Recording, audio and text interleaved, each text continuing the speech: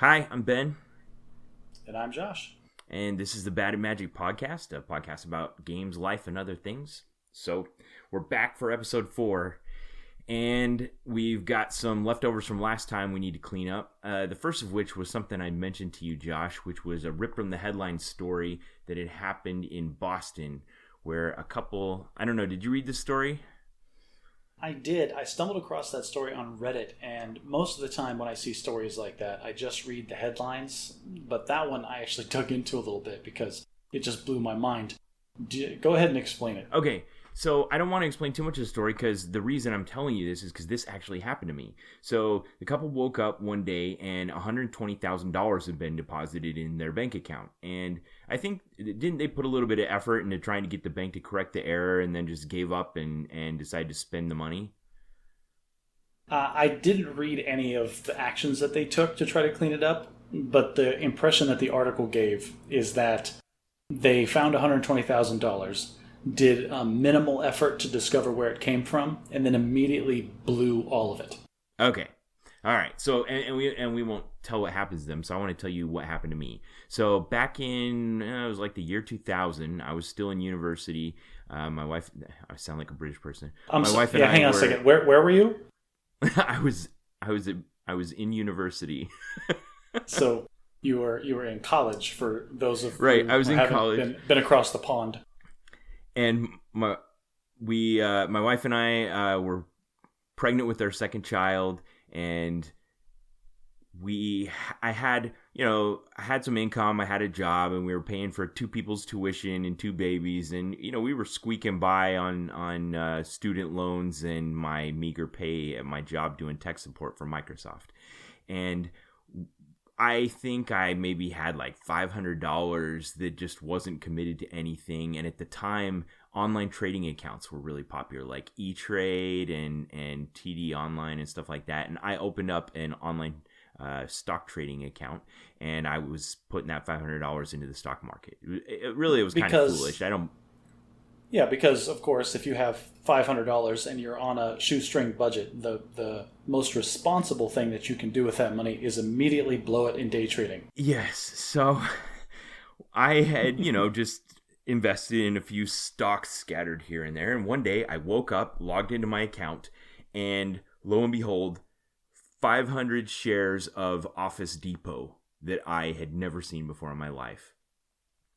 And at the time, I think Office Depot was worth $20 a share. So this was $10,000 deposited in my account. Now, I know $10,000 in the year 2000 doesn't adjust by inflation, $120,000. But it felt to me like $120,000. It was a lot of money. Yeah, percentage-wise. And that's the thing about especially if you're on a lower income, like the percentage of the buying value of money is so much higher when money is tight than it is when you have disposable income. So, I mean, yeah, that must have felt like an amazing windfall. So immediately what I tried to do is, like, I knew it wasn't my money, and I knew I had to do something about it, so I had to find out where it came from and get it back there. So I just done a transfer from one bank to another, and I thought was related to that. There must have just been some error, so I called the bank that the transfer originated from. They denied knowledge in doing. I called the bank that the transfer terminated at. Same thing, and I did it again. I think I called them both 2 times, and everyone denied having anything to do with it. So that seems really strange. Like a concerned citizen calling into the bank, like, "Hey, I think you accidentally gave me, what'd you say, $20,000? $10,000. Yeah, $10,000." And that just shows you how the responsibility just completely evaporates from the employees at a big corporation. Like, nobody feels any responsibility for any the amount person of money. answering the phone doesn't care about the bank losing $10,000. Yeah, I mean, I can't imagine what freaking, like, any bank's error and omission insurance has to be, but I mean, that's well within their monthly limit. So, I had my job, I had my friends, I had all my classmates. I had this kind of big casual social circle, but before the days of Facebook. And so I kind of did real life Facebook. I'm like, hey, everyone I met, I'd be like, what would you do if you woke up and you had $10,000 that you didn't have the day before? And I'd kind of give them a quick version of the story. And I got to tell you, Josh, I was astonished because first of all, I was going to a Mormon university, and second of all, most of the people I went to that were in my social circle were members of my church, and I was astonished at how like amoral the response I got was. What do you think the most common answer people gave me was when I asked them the question?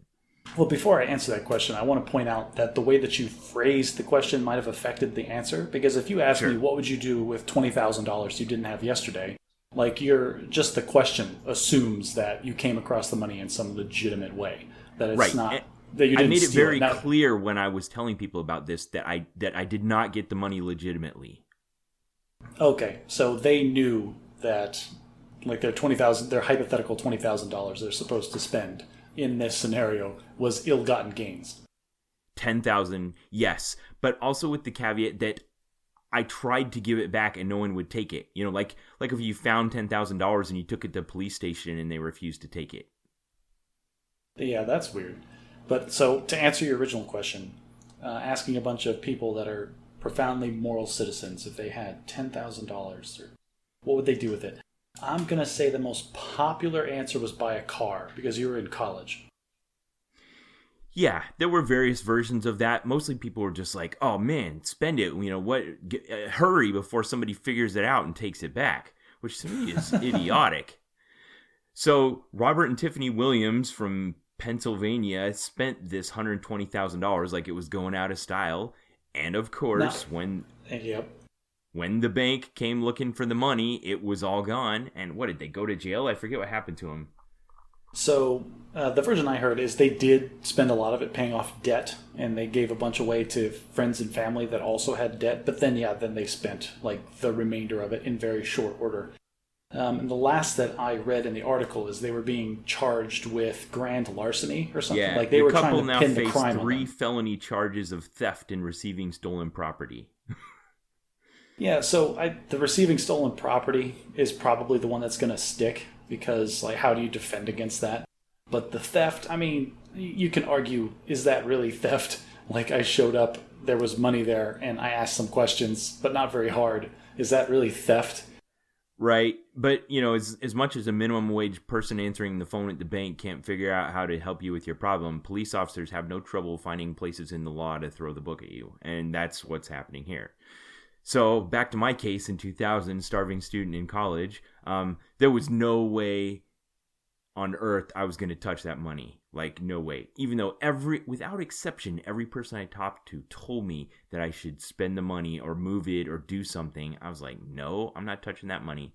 I think it was exactly 2 weeks to the day, and I called the bank another couple of times, and they denied all doing. 2 weeks to the day. One day, it mysteriously disappeared from my account, like it had never been there in the first place. Now, that's weird that they have the ability to reach into your account and pull money back.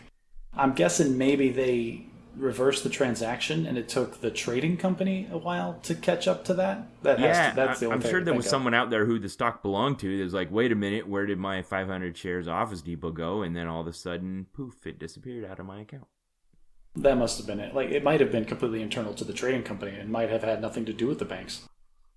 Now, here's a question for you. Do you think those upstanding moral citizens that you talk to would have answered differently if the anonymity of the internet hasn't been involved? Like, it's really easy to pretend that, like, oh, this money just appeared as numbers on a screen in my account. This is clearly mine. Now, if you phrase the question, if you found, like, a wallet on the side of the road that had like a guy's ID in it, and it had 10,000 cash in it, would you take the cash or would you give it back? You're right. There was something about the kind of particulars of my dilemma that isolated people from their morality. And that's that insulation that you get being moved. It wasn't my money, and it belonged to someone. I mean, maybe there's like, oh, it's this invisible money because of the internet, like you said. But I don't think that's the case. I don't know, because I don't think those same people, if they'd been in my situation, would have done what they were giving me the advice to do. And that was the part that baffled me. Why were they giving me that advice? It didn't feel. Well, I don't know. It's the internet and being separated from actual feelings of real consequences. Like, you're totally insulated from the person-to-person connection. So I imagine if they had found the money on the side of the street in cash, they'd have responded very differently than just the digital, the electrons showing up on their computer one day. Yeah. And that was back in the year 2000.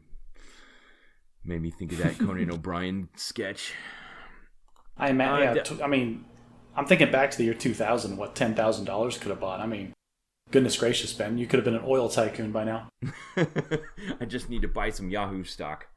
So the other leftover I'd had from last time is I'd gone back and I was listening to our shows. There's something you'd said that I mostly let you get away with, but I think it's time to take issue with, and that's the fact that you seem to live in this place where in your mind you think of yourself as both the kind of person that's the life of the party and a self-confessed introvert. And I wanted to ask you how those two things coexist in your mind. Poorly is the correct answer. So I know what you mean, and I did go back and listen to the podcast and pick that out as well. It's like, wait, this guy always saying he's some lonely loser? Oh, wait, that guy's me. No, but I am a self-professed introvert. And I define introversion as if you're in a social setting, whether your batteries are being recharged or whether you're having to expel energy to interact with other human beings in a social setting. That's interesting. So to you, these are non-overlapping characteristics. They're not just contradictory terms. No, they're... I mean, just because any introvert can tell you, like, just because they're introverted doesn't mean they can't be sociable. It doesn't mean they can't carry on a conversation or do small talk. The difference is that it's draining. It takes... emotional effort to be vested in a conversation with people, especially with people you don't know. If it's like very close friends or a small group, then that can be relaxing. But I can always think to like birthday parties or any kind of large social setting where there's people I don't know, and it's very taxing to try to be upbeat and outgoing. So, yeah, I don't know how to really describe it any differently than that. Okay. Yeah. Well, thank you for that insight. I feel like I learned something new. I don't. You also called me an extrovert, and I don't know if I would categorize myself that way. So I call you an extrovert because, like the last time we were together at the tournament in Vegas, you would walk up to random people that you had never met before and strike up a conversation with them. And that's not something that I would do outside of a structured, like unless, like as part of the tournament, I had to sit down across from this person and play a game with them. That's the only time I'm going to start to interact with other people willingly. I'm not going to just talk to some random bystander. I feel like I've changed over time related to that. I was reflecting on the fact that I don't strike up conversations with the person next to me on the airplane anymore, where I used to do that in the past. Okay, just the fact that you're willing to talk to anybody on an airplane is a strong indicator that you are an extroverted person, because I don't think I have ever talked to anybody besides a flight attendant on an airplane. It's so contextual. I mean, I was a full-time missionary for 2 years. Whether I liked it or not, it was my job to talk to like every single person I saw. Whew. And you're that was a hard sell too for a lot of people. Yeah. I don't think I could do that job. Yeah, and my son's doing it now. All right. I want to rename our recurring segment that I was calling the British Word of the Day. In honor of the name of our podcast, I want to call it Bad at English. So we are bad at a lot of things, so saying bad at English just makes sense. Yeah.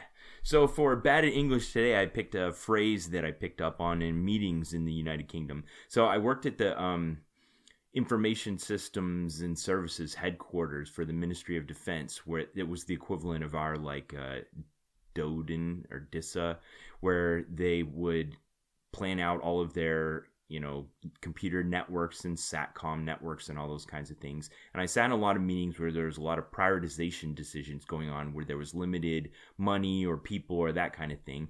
And whenever they would have a prioritization discussion, invariably someone would use a form of this phrase: crocodile nearest the canoe. So that's going to be our phrase today. And I picked that because it relates to the book we're going to talk about later on. But crocodile nearest the canoe is a British way of saying something we say in America probably would say the crocodile closest to the canoe. And the idea is that when you're trying to survive, there may be a lot of dangers in the jungle, but the thing you need to worry about is the biggest danger that's the closest to you. And that would be usually their justification for ignoring long-term planning. You're like, well, yes, we can't put any money towards that. We need to worry about the crocodile nearest the canoe. Yes, because immediate results are more important than long-term ramifications, especially for my promotion since I'm leaving here in 6 months. Right. Well, this ISS headquarters was mostly civilians. I was frequently the only military person in the room, so that wasn't the explanation. But crocodile nearest the canoe does come from a scarcity mindset. So we'll get that later on when we talk about the book. So try to use... Stay riveted, dear listeners. So try to use a form of crocodile nearest the canoe in a sentence today. For new topics... So if we're going to keep calling ourselves bad at magic, I figure we need to talk about magic every now and then. But there is something that I want to talk about that I thought could have broad appeal to all of our listeners. So a while back, one of the head designers for Magic, named Mark Rosewater, he published an article where he talked about how because Magic is such a broad game and so many people play it, that they don't got to please everyone all the time, but they need to please at least somebody every time. And he talked about understanding their customers in terms of player psychographics. And he defined what later became an expanded definition of a small group of kind of caricatures of people that certain aspects of the game appealed to. So as there's a new... But go ahead. When you're referring to this, like the player psychographics, he's referring to like broad generalizations of the type of people that choose to play Magic and what portion of the game appeals to them the most. Exactly. So the main ones he came out with when he started this idea were 3 different types: Timmy Power Gamer, Johnny Combo Player, and Spike. I don't think he had a suffix to his name. But the ideas were that there was someone who played the game because it was exciting and did cool things. There was somebody who played the game because they were able to express themselves and come up with new ideas. And there was somebody who played the game because they like to win and be victorious. That is correct. And so you can evolve as a player as you go through this. I think every Magic player starts out as Timmy. They just want to cast the biggest cards and like the biggest effects and just like, wow, look how big this is. And then the guy sitting across from them who's evolved into the Johnny just goes, and then immediately wipes the floor with him. Yes. Now there's another psychographic he later added called Vorthos, and Vorthos likes the flavor of the set or the story behind it or the art on the cards. And so as this new... Go ahead. Well, I just wanted to point out that a lot of people may not realize that they do have flavor and a story. So every set that comes out, there's usually a book that accompanies the set that explains like the main characters and like kind of the general story that's happening. The cards themselves have art that depicts what the effect of the card is, and they have little italicized text at the bottom that do nothing for the game but just add a little bit of flavor to what the card is trying to do. And that's the stuff that kind of appeals to Vorthos. And so every set has an overarching story that they're telling, which brings us to the newest set, which is called Throne of Eldraine. And this is a top-down design where they decided they wanted their theme to be fairy tales. So they designed a world where all the cards and characters and players in it kind of have this attachment to myths and legends and stories and fairy tales that you're familiar with. Now, I went to the pre-release last weekend, and I brought my 9-year-old daughter Samantha with me, and we both played Sealed, where you just open up a bunch of random packs and open them up. And she immediately connected with this set on a Vorthos level. Like, she was very much excited by the cards that reminded her of the fairy tales she knew. She was like, "Oh, Daddy, this one's the 3 Little Pigs." Or, "Oh, Daddy, this one's Cinderella." Or, "Daddy, this one's Snow White." And she was just so excited about all the connections to things that she knew. That's really cool. And to be fair, like, this set is very, very flavorful. Like, I also, I'm a Johnny Vorthos, and like, I really appreciate they did a really good job with a lot of this set. Like these cards just embody the fairy tale that they're supposed to be, and it's just great. So here's the tension you and I have been having, because whenever you get back into Magic and a new set comes out, it captures your inner Johnny Vorthos, and you're like, "Oh, how cool is this? How about this combo? We could build this deck." And I can't engage on that because my inner Spike's like, "All right, I don't have enough money to buy all these cards, so I'm waiting for the best decks to come out so that I can just focus on that and beat people." So yeah, and just to try to sorry, just to elaborate a little bit for the listener. So Ben is categorizing me and I'm categorizing myself as Johnny Vorthos. So the Johnny is I want to express myself in some creative way, and the Vorthos is I'm very much into the story and like the flavor and everything that's going on with the set. And Ben is 100% pure Spike. Like, he doesn't care what the cards look like. Like, he would play with blank cards that just had the words on them. He just wants to win. He just wants to beat his opponent into submission. He doesn't care what color the cards are. He just wants to win. I'd say I'm probably like 90% Spike, 8% Johnny, and 2% Timmy. Because I do like to like put in cards that no one else did into an archetype, but not too many, like 5 or less, and try to do something cool. Because I'd be interested in being recognized for doing something innovative, but I also don't feel like I know enough to take a lot of risk in that area. And that's funny because when we were gearing up for the latest tournament that we went to in Las Vegas, I'd been out of the game for years. And so I'd spent some time reading up on the current state of the game. And like, I remember texting you all the time with like, oh, this is awesome. And like, I'd like see a card and like come up with a little combo or want to discuss like the different interactions. And most of the time you just didn't even respond to the text message. Yeah, like, I was just having a hard time engaging with that. By a hard time engaging, you mean like you look at your phone and just put it back down and just ignore it until I got back to you with something relevant. Sometimes I would send you a message a little bit later to follow up just to see if you were ghosting me, and then you would respond to that one like, oh, okay, so you just don't care about the cards. No, that's fine. So one thing that's kept me involved with Magic has nothing to do with Johnny, Timmy, Spike, Vorthos, is that it's become a family activity that we do together. My kids don't play Little League Baseball, but we do play Magic. And so we always go to Friday Night Magic, and lately it's been like me and 3 of the kids will go. And so we'll go play Constructed. It's just the cheapest long-term way to play, where we'll bring a deck with us that we built in advance. But I like to make sure the kids at least have a competitive deck so they don't just go and get beat every time. So I basically have to acquire enough cards in the current standard format in order to have 4 competitive decks. So I have a few rules about this. One is that when you have to have 4 competitive decks, I can't basically... The expensive parts of the deck is usually what? What's the most expensive part of a deck? Well, I mean, our listeners don't care about this, but it's always going to be the land or the mana base. Exactly. So what does that mean for my deck construction requirements for 4 kids? So if you have, for people that don't understand, the game at its heart is a resource management game, and so there's 5 different colors that you have to manage, and most people will only play 1 or 2. You can go 3. But the resources in the game are the lands. And so the more complicated or more complex or the more colors you're playing, the more expensive the cards are to make that work. So if you had to build 4 mutually exclusive decks, then you're looking at probably 1 color, maybe 2. You nailed it. You're exactly right. You got right to the heart of the problem, and that is when I'm building 4 competitive decks, I can't have them be overlapping colors. So usually, they're 1 or 2 colors, and they don't share mana bases. And then I can build 4 pretty good decks, and we can go and play every week. Well, this month marks the rotation of the standard format, and a whole bunch of cards that were current have rotated out, and so it just completely turns my collection upside down.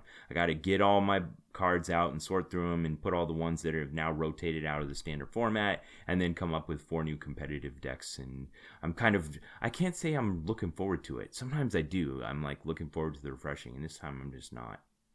This is actually very enlightening because when we go to tournaments, you and I, it's just you. And so you have like these really tuned, very tight decks that run very, very well, and that you've played into the ground and you know them inside and out. And that makes sense that you would be a hardcore Spike when you're playing by yourself at a tournament, because when you're at home with your kids, you're forced into this Johnny role where you have a very limited card pool, and you've got to come up with not 1, but 4 mutually exclusive, non-overlapping competitive decks. That's got to be a real pain. Yeah, and as we've said in the past, restrictions breed creativity. So yeah, it does kind of skew me in a different area. All right, well we do need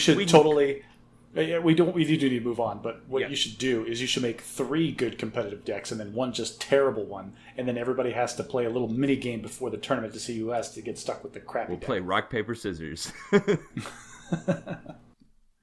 Okay, so you'd written down a question you wanted to ask me that I didn't quite know what it was. Okay.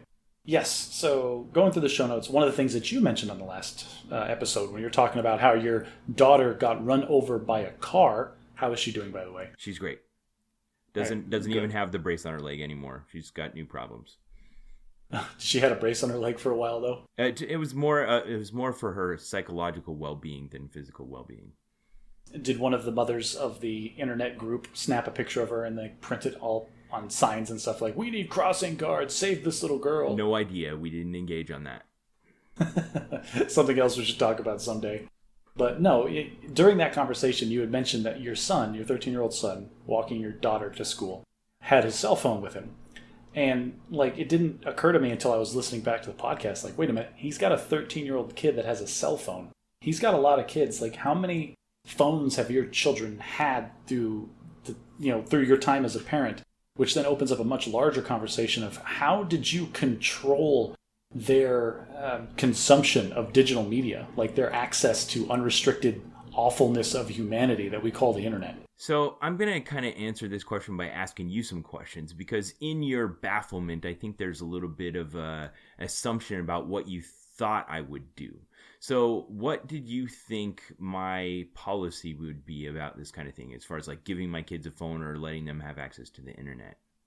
So part of me would think you're a very technical guy. Like, you're very up on technology and you know how that stuff works. So part of my brain wants to think that you gave your kids like a normal smartphone or whatever the baseline smartphone is that came off of the shelf with the plan, and then tweaked it or installed some parental controls or guidance or administrative control over it to restrict their access to things. But then another part of my brain remembers that you didn't even have a smartphone until like 2 years ago. So then it's possible that you just gave your kids the old Nokia bricks for next to nothing, and it's for voice and really bad text messaging only. Those would be the two solutions I think you would come up with in this scenario. So you highlighted all of the relevant details, and the truth is like halfway in between. Basically, when I got here to the States, I got here like 2 months before my family, and I kind of had some time to get ready. I'm like, all right, I'm going to make the smartphone plunge. I'm going to do the same with my kids. So when I went down to the store and got my phone, I got a family plan and 4 phones, one for my wife and 3 for the 3 oldest kids. And I got like cheap, old, reconditioned like iPhone 5S's that, like 4 generations old or something like that, which are still, okay, modern smartphones with a lot of capabilities, but not the latest and greatest. Just a beater that I could give to the kids that cost like $100 each, so that if they dropped them and cracked them, which they invariably did, because my family slogan is "That's why we can't have nice things." Yeah. So now, as far as your assessment of me being technical, that's true. Although, in my attempts to find an elegant solution that doesn't require constant management and is poorly executed, I've come up completely empty-handed. Like, I've tried like 5 different solutions and nothing is satisfying. It's either too complicated and requires too much overhead, or it doesn't work very well and it has lots of false negatives and it's problematic. And ultimately, my solution goes back to my parenting theory, which is that ultimately I want them to get to level 3 where they understand the purpose and they're empowered to make the decisions themselves. So mostly I kind of live on a monitor and occasionally check and just keep an eye on them kind of system, rather than this heavy-handed, technologically enabled, God looking into their every move kind of approach. I do understand what you're saying. And the reason I'm so interested in the topic is because my son is going to turn 8 this weekend. And he's already got friends at school that have phones. I don't know if they're smartphones or what, but I mean, just the fact that he's in 2nd grade and he's already seeing phones at school and asking me if he can have his own phone, that's scary to me. Because, like you said, you want your kid to get to level 3 where you can trust them and they can handle what the world's going to throw at him. But my son is going to be 8. He has absolutely no idea of what exists out there, and I don't want him to find out on his own, like, just yet. So, did you say you're getting him a cell phone then? No. I'm definitely not getting him a cell phone. So what do you think's the right age? Not yet. I think middle school. I don't know. Whenever the kid is, I think when I am comfortable with him, like, leaving the house to go do stuff, like if he says, hey, I'm going to go ride my bike to a friend's house, or I'm going to go down to the corner store and get, Nerds or something from Walgreens, like I used to do as a kid. I think once I'm at the stage where I can trust him to go travel short distances on his own out of my line of sight, that's probably when I'm going to want him to have a cell phone. Yeah. So that's probably somewhere in middle school, I think. So in my story, you remember my 13-year-old daughter. I mean, sorry, my 13-year-old son had a phone, and my 11-year-old daughter didn't. And that's the dividing line somewhere in between there, basically, for our family. That's somewhere in between the ages of 11 and 13 is when they're ready and they need it. Okay, and that's about the age I was expecting. But I imagine at first I'm going to want to have strict controls over, what he has access to. Just not in a way that I think he's going to misuse it, but in a way that he's just not prepared for the kind of just human sewage that exists in the world. You know what I mean? Yes. Yeah, absolutely. I mean, there's stuff out there that is looking to victimize children, and they're not prepared. My wife and I talked about this as we were talking about the stranger danger thing, and we were giving the kids a stranger danger talk. I don't know why we give that talk to kids. If there's a determined grown-up that wants to take advantage of a kid, what power does the kid have? None whatsoever. Right. But you have to have the talk, because if not, there's nothing that confuses and shuts down a kid more than unexpected circumstances. Like, if a kid doesn't know what to do, then most likely they're going to do nothing. If they've at least been introduced to the concept that this is a possibility that could happen, maybe there's a tiny chance that they'll execute the simplest instruction that you give them. Or you give them the feeling that it's okay to come talk to you about it, and you can help them understand what happened and deal with the aftermath of whatever nonsense there was. Yeah, I think we're thinking of two different scenarios. But I gave my kids the talk when we were first at Legoland before we left the hotel. You're talking about stranger danger. I was talking about bad stuff on the internet. Well, okay, so two stories for that one. One, stranger danger thing. We told the kids, hey, there's going to be a lot of people, so you need to stay in our line of sight. And if somebody takes you, what are you going to do? And they looked at us blank. I go, you just start screaming. Start screaming as loud as you can, and I will come beat them up. And they thought that was funny. But that is funny, but that is exactly what's going to happen. So do that. Yeah. The other end of that, the internet danger.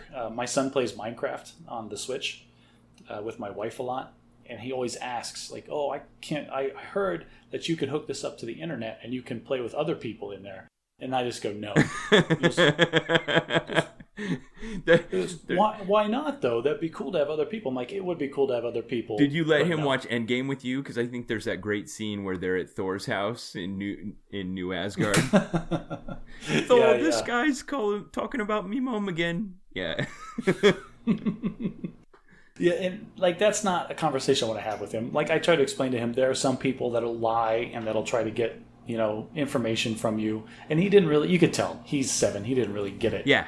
But so we just tell him, no, that's not going to be a thing. Yeah. So I have a funny story about that. When Michael was young, and we were going through this for the first time with him, he was, 4 years old, and we sat him down and gave him the stranger danger talk, and we were doing little script dialogues where we would tell him what response he was supposed to say and then have him parrot it back. And we're like, okay, so if a stranger comes to you and wants you to get in the car with them, what do you say? And he said, no.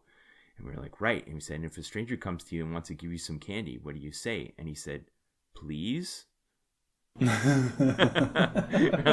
Well, he's picking up these lessons. You just kind of got a little out of context there. So that reminds me, you don't watch South Park, but there's an episode where one of the characters, one of the little kids, is just playing on the side of the road, and some celebrity in a limo pulls up and it's like, hey kid, get in the car. And he goes, I'm sorry, I'm not supposed to get in the car with strangers, my parents said so. And the celebrity goes, well, did your parents say anything about limousines? And the kid has that little thought bubble appear with his parents and goes, Butters, never get into a car with a stranger unless it's a limousine. and then the kid just goes, right ahead. Yeah, and then he shrugs and goes, oh yeah, they did. And then he gets in the car and they drive off. Okay, I know how South Park is. Was it Michael Jackson in the limousine? No, it was Paris Hilton. Okay. What did she want with the kid in the limousine?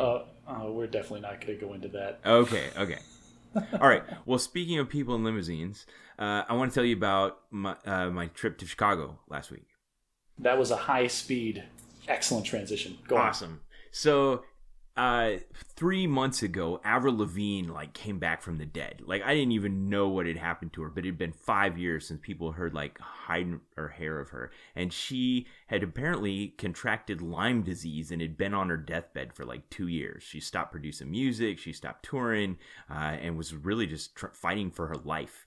and she wrote a new song called Head Above Water, where she sings about fighting for life, and went back to a recording studio and released a new album.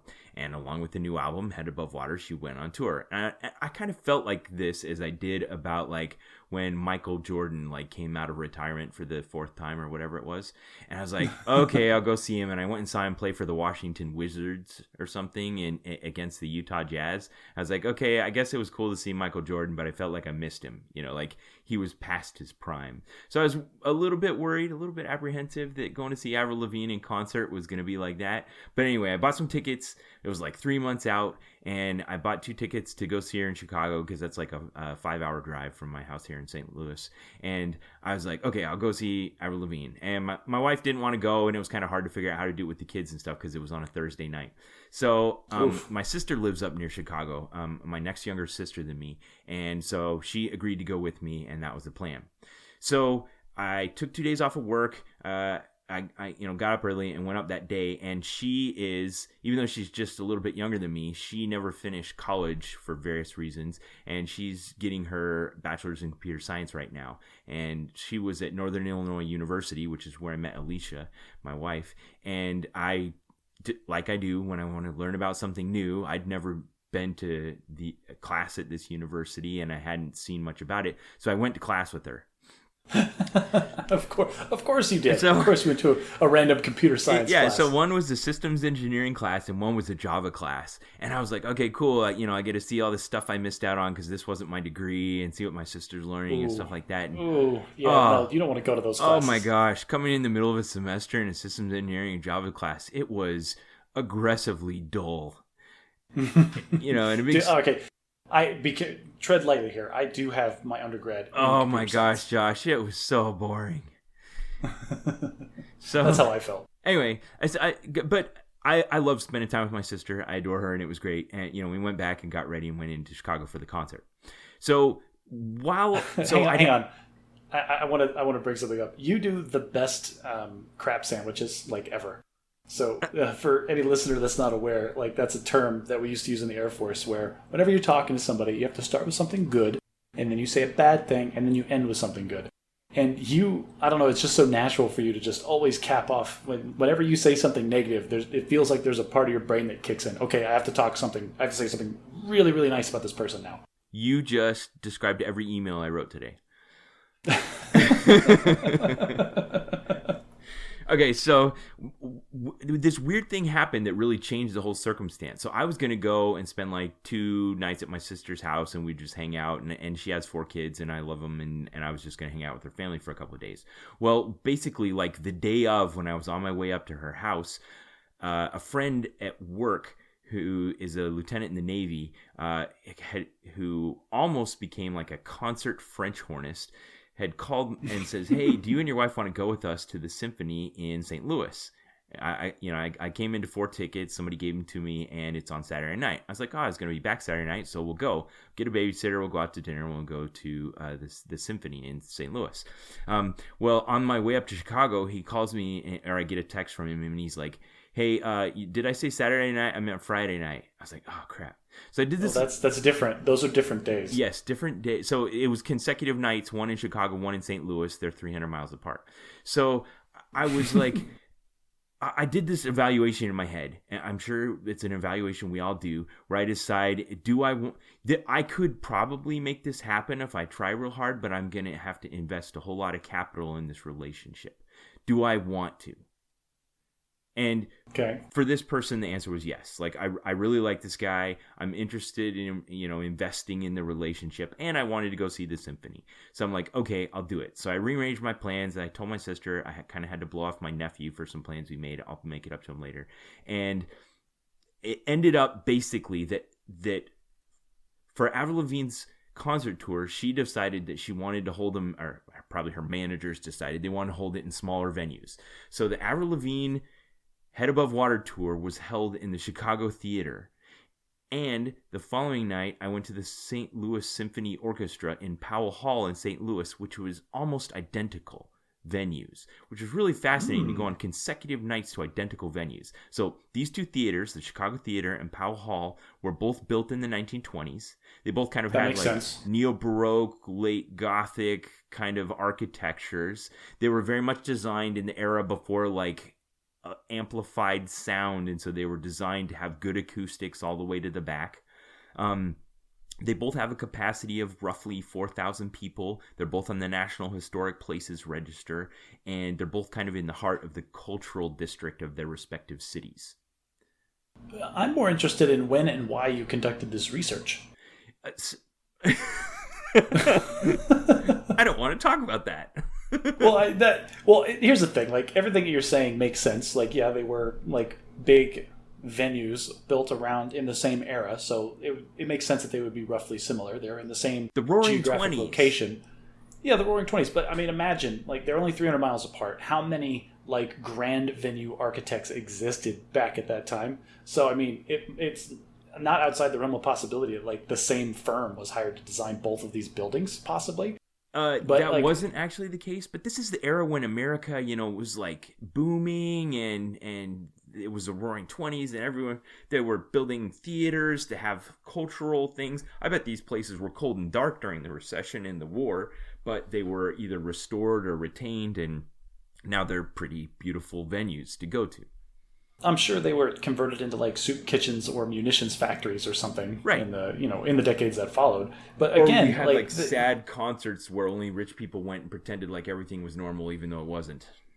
That's a thing. Also, you could have had the people that were pretending to be rich to keep up appearances who were actually pawning all their furniture showing up there. So you hang on. I can't do it. You and I can have an educated discussion about the cultural era and these two structures. I have to have my original question answered. When and why did you conduct this research? Okay, so I didn't plan this. Like none of this was planned. It all just happened by accident on the day I was headed to the Avril Lavigne concert. I ended up having these two things. But it was after I came out of the St. Louis Symphony Orchestra concert that I was really kind of pondering on the singularity of what I'd just done. Like, of the 4,000 people in those two arenas, do you think any of them went to both of those concerts? I mean, if you're looking at the bell curve of possibility, it's probably on the lower end of that. Yeah, I'm a big outlier here. So the Avril Lavigne concert was obviously a rock concert. I mean, she's been a top-tier pop star for 17 years. She has 6 albums. She played like two hit songs from each of her previous 5 albums and like 4 songs from the most recent album. It was a fantastic concert. Did you take notes during this concert? You are incredibly well informed about Avril Lavigne. So I found this fantastic website I'll put in the show notes where basically people that go to concerts go and like write down the set list after a concert, and then it like aggregates them and makes pie charts and graphs and stuff. Oh man, this website is awesome. So I've got my head in my hands. This is blowing my mind.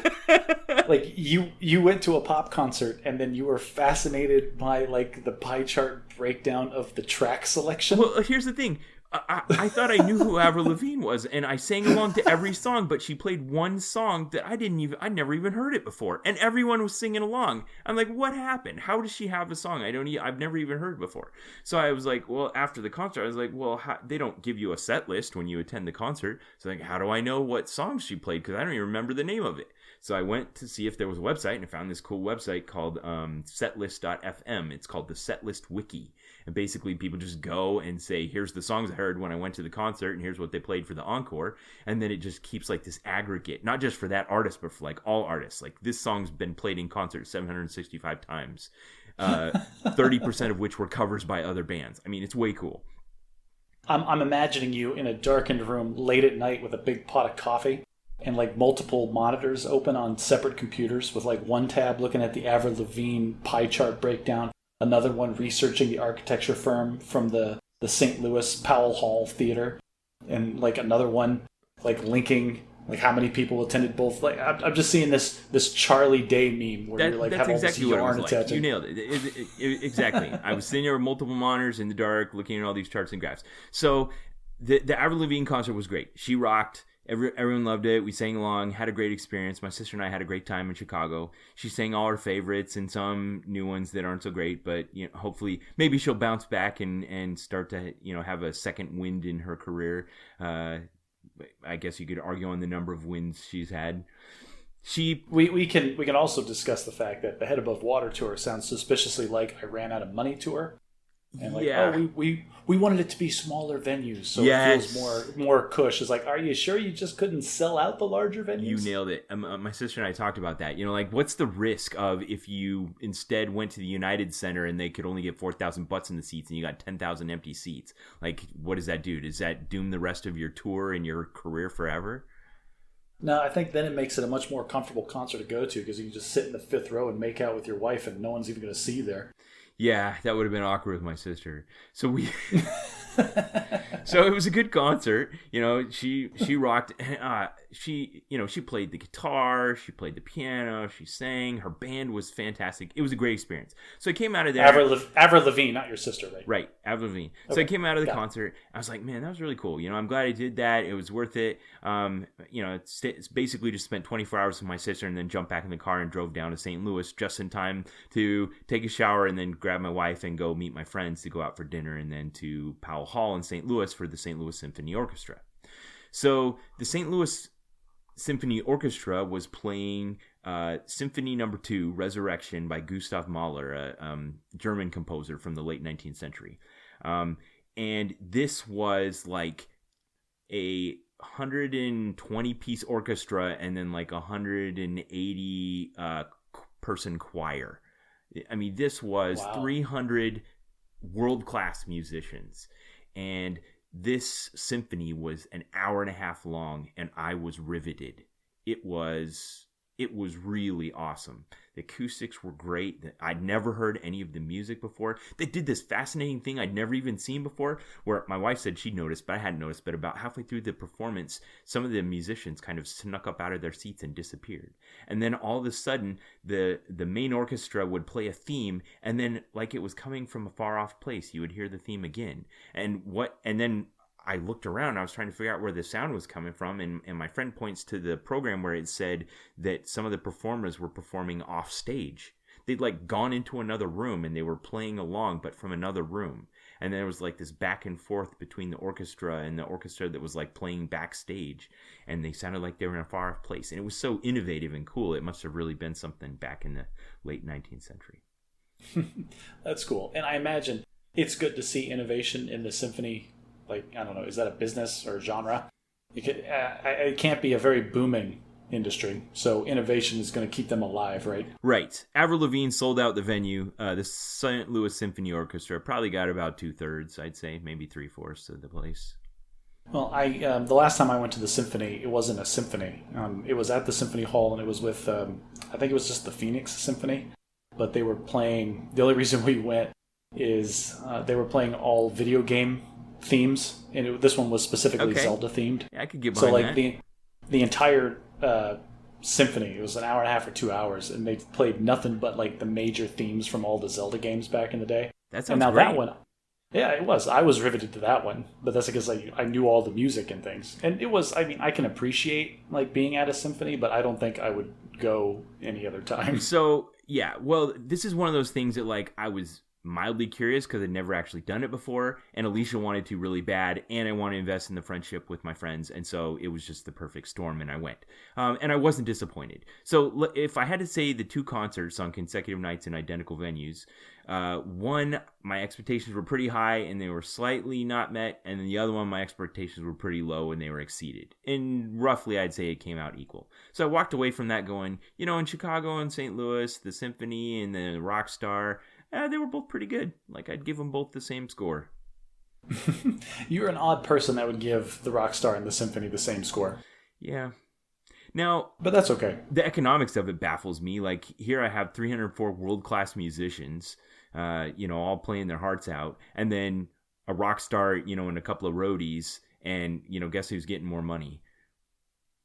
Well, I mean, there's a lot that goes into that, probably, and I'm sure it was more than a couple of roadies. There's probably, I could see, like 100 people or so putting on a full-blast concert like that. The profit split's going to be different, but yeah. Is that a discussion we want to have? The economics of different musicians? Not really. I'm ready to Forrest Gump that one. My brother-in-law has his master's in performing arts. I'm going to see him this weekend, so I'll ask him some of these questions and see what life is like behind the curtain for symphony performers. I would be interested to know about that. All right, so that brings us to our book club discussion. Somehow. Well, I got to pick the book this time. So the book is called Scarcity, Why Having Too Little Means So Much. Now, something interesting had happened between the time the book came out and when I was released in paperback, where they decided they had set their sights a little too low and they wanted to have a subtitle with a little more grandeur. So I ended up with a paperback copy of it, and the subtitle is The New Science of Having Less and How It Defines Our Lives. Oof, they are really pushing that, aren't they? So before we start to dig into the specifics of it, go ahead and give me your overall impression having read the book.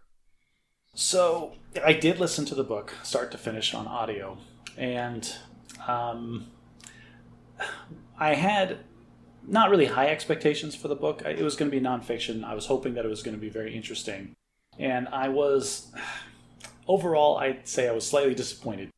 And that's because I assumed, and you said it was a book by a psychologist and an economist. And I had mentioned before that I tend to enjoy books by economists. Yeah. Because they're always very math focused and very quantitative in their analysis and how they apply that to large scale populations, with talking about standard deviations and repeating the experiment multiple times and that kind of thing. But this book definitely leaned way, way too hard on the psychologist side of it, where the human brain is so complex and complicated that we can't really know how it works. It's too big of a system for us to identify how it works as a whole. So instead, we have to identify tiny portions of very specific circumstances. And we use a bunch of those to try to draw a line to draw bigger conclusions about how the brain works. And I think they did a little too much of that in this book. Okay. Yeah, I see how this could be a bit of a chore. I like reading about psychology, and I think one of the fundamental flaws of economics is that they assume that people are like Sims in a video game that behave predictably, and I don't think economics accounts enough for the fact that people are governed by psychology, and it's not predictable as they think it is. Well, and that's the kind of the key difference between psychology and economics is the scale that you're looking at. A psychologist is interested in why one person makes decisions, whereas the economist is interested in why this population of tens of thousands make these large-scale decisions. Of course, there's always going to be outliers, but then you just plot them all on a graph, and we can see in the bell curve here, the 70% of people did this. So the authors, Sendil Mulanthon, is a professor of economics at Harvard, and then Eldar Shafir is a professor of psychology at Princeton. So these are both Ivy League professors, at the kind of the peak of their powers. And you're right, they definitely had high ambitions. I think you could kind of see that in the vignette of them upgrading their subtitle to sound a bit more grandiose, that they really wanted to try to use psychology to have a better understanding of economics and vice versa. I don't think economics is the right word for them. They keep trying to push that we need to base economic decisions off of their profound discoveries, which are not profound at all. But that's something we'll talk about, I think. Okay, so I think that we need to introduce a little bit of vocabulary, and I don't think this will be as hard to engage in for our listeners if they haven't read the book. Because we're just going to talk about the ideas of it. You don't really have to have read the book, but it would be enlightening if you did. Yeah, there aren't very many subtle plot points that you're going to miss by not reading the book and listening to us instead. Okay, so there's three parts of the book. The first part is just understanding the mindset of scarcity. The second part is understanding the impact of it. And then the third part is once you understand the mindset and the impact, how you can use that to influence the world around you. Would you disagree with that? No, that's a good summation of kind of the broad topics that they were talking about. Okay, yeah. So let's introduce some of the terminology. So first, basically, the idea is that their main premise, and if you don't believe this premise, then the whole book falls apart. That is, if you are scarce of something, that it creates a psychology that's universal. So if you're scarce of food, as in hungry, or scarce of money, as in poor, or scarce of relationships, as in lonely, or scarce of time, as in busy. There's a couple of other types of scarcity they delve into, that there is a psychology that you experience that's the same. So you could think of a lonely person and a poor person having the same behavior, or a starving person and a busy person having the same behavior. Right, like they're pointing out that it's, to be more general, I guess, is the idea of the resource management. If people need certain resources in their lives, and if you are low on a particular resource, it fires the same behaviors and tendencies in people, regardless of what that resource is. Exactly. I can't help but imagine. Have you ever played any of the iterations of EA's The Sims? I did back in the day, yes. Yeah, I can't help but when I'm reading this, imagining like a little sim walking around with a meter over their head with how tired they are, how hungry they are, and how bad they've got to go to the bathroom. You know, those are the only three you care about. Right, and when the bathroom meter maxes out, then they start doing the potty dance, and they can't do anything else because they need to go to the bathroom. He didn't talk about that one in the book, but... Yeah, but that tells you that their premise is, you know, right there, the premise does make sense, that if you're so focused on going to the bathroom, then it's the same as if you're so focused on being hungry, or if you're so focused on being strapped for cash. Like people can see you that. Can't think about anything else. Yeah, and that feeds into some of the other things that they talked about that we need to define, I think, before we keep going. Okay. Do you want to take them on? Sure. I'm looking at my notes. I didn't take any of the vocab down, but I'm going to pull up your notes. I bet you wrote down all of the words. I didn't, man. My notes are kind of poor. I was all over the place. But okay. I'll pull them from my brain. Yeah, the biggest ones that he's talking about was the bandwidth tax. So they had some very ill-defined research that they did where, like, if you are preoccupied with something or you're scarce of a resource, that your cognitive ability in several measurable ways actually decreases. And they had a handful of experiments where they were discussing this, and like right away, I take issue with some of these things. Like they keep talking about like, oh, the bandwidth tax, or if you're experiencing scarcity, and I keep wanting to correct them while they're talking in my head. Like you keep saying like they're scarce and they're experiencing scarcity. What you really mean is they're preoccupied. Yes, of course, if you're taking an IQ test, but before the IQ test starts, you're distracted by something that is very important to you, of course you're going to do worse in it. So I want to clarify the terminology in a way that I think that makes this very easy to understand. He used two terms, I think, that describe two different sides of the same coin. One he called tunneling. Tunneling is when you're scarce of a resource, then you tend to focus on your need for that resource. And that means that you know, almost like having blinders on, you're very zeroed in on the thing. If you're starving, you think about food. Yeah, have you never heard the term tunnel vision? Yes, exactly. Tunnel vision is a great exactly way to describe it. So that's one thing, and understanding that gives you a set of things to, you know, that you need to focus on, do. And then what you were talking about, bandwidth, to me, understanding, here's the way I wrote it down. If tunneling is about the things at hand, bandwidth is about other stuff. So if like you're starving and you're focused on food, then you're reduced bandwidth, which means you aren't thinking as much about other things. So, right, and that is a good way of describing it. Yeah. So I want to talk about the starving for a minute in terms of tunneling, because they talked about one of my favorite studies that I've seen come up over and over again. So back in World War II, towards the end of the war, as it became apparent that the Allies were going to win, they started to liberate, you know, countries in Eastern Europe where people were under the Nazi regime or under Russian care and had been neglected so fully that they were on the brink of death because of starvation. They estimate more people died in World War II from starvation than from combat.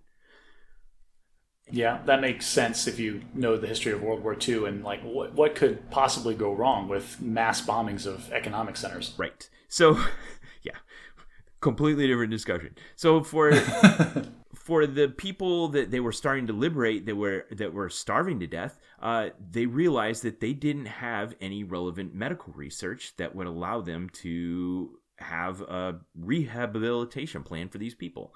So they were called back to the States, and some professors at the University of Minnesota gathered a bunch of volunteers who, as I understand, were either like conscientious objectors or were like the Steve Rogers of the world who didn't get the serum and were like couldn't go to combat but wanted to help out. They make it sound like that. My inclination is that a lot of those could have been just people that were trying to get out of stuff through, just kind of the dregs. So here's the thing, though, Josh. I read more about this study in other books, and I read about this study from some primary sources, and they started out with a really big group, but in order for it to work, they really had to whittle it down to people that were willing to voluntarily starve themselves to the brink of death. Oh, well. So okay, then never mind. These committed people. They didn't lock them in a room and deprive them of food. You just completely flipped my opinion of the people in the study. Yeah, they are true patriots then to subject themselves to starvation for a study. Yes, it was done completely voluntarily. And basically the core of the study was 38 people. And the fascinating thing about this study, I mean, they figured out what they needed and established a vital core of research for an previously unknown area, but that's a complete different matter. However, they were so thorough in their research that they took a lot of notes, and some of the side effects of this study were that they had some psychological data for stuff that they didn't previously understand. And what they point out in the book is that the people that were part of this study found that they had their brains were preoccupied with the food in ways that weren't even logical. Right, and they talk about some of the specifics, like they would go to the movies, and the people in the study wouldn't be able to tell you what the plot of the movie was, but they would be able to tell you exactly what every character ate throughout the movie. Yes.